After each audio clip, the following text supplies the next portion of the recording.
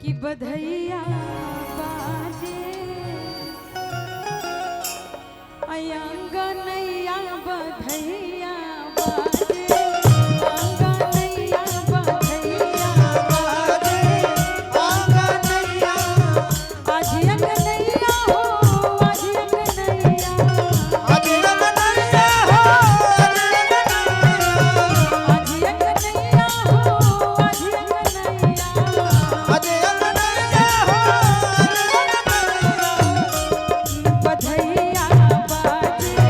आंगनैया बधैया बाजे आंगनैया बधैया बाजे आंगनैया। और देखी जब भगवान कृष्ण के जन्म होला तो लोग जन्माष्टमी के टाइम पे लोग सोहर गावेला कहेला कि जन्मे हैं कृष्ण गोपाल हो ए जी बाटो बधैया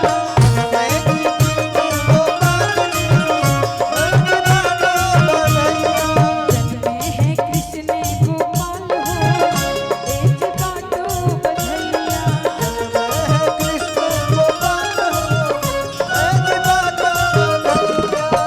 बाटो बधैया जी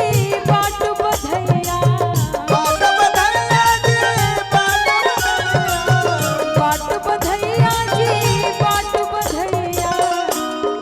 आए हैं नंद जी के लाल हो आए हैं नंद जी के लाल हो ए जी बाटो बधैया जन्मे हैं कृष्ण गोपाल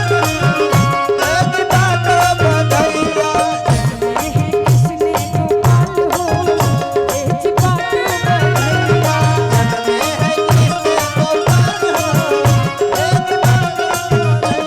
बधैया बधैया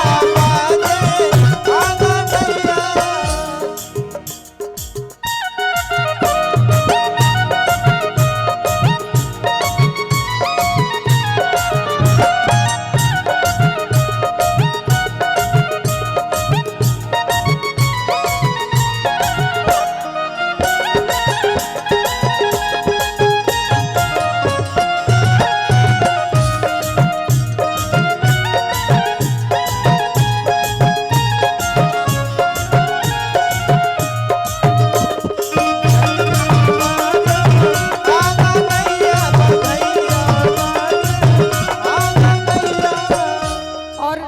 देखी जब घर में लड़का होला तो लोग इहे पूछेला कि केकरा घरे लड़का भइल तो जैसे राम जी के जन्म होता तो लोग पूछता केकरा दुआरे बाजला बधैया केकरा दुआरे बाजला बधैया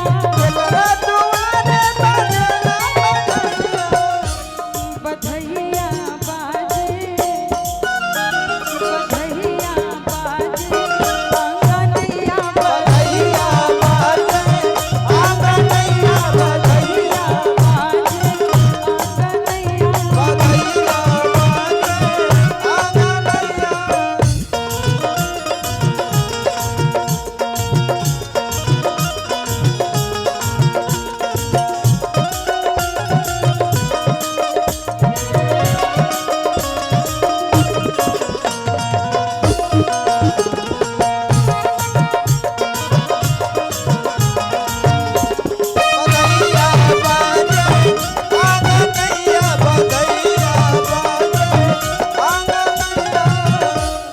और देखी कहल जाता राजा दशरथ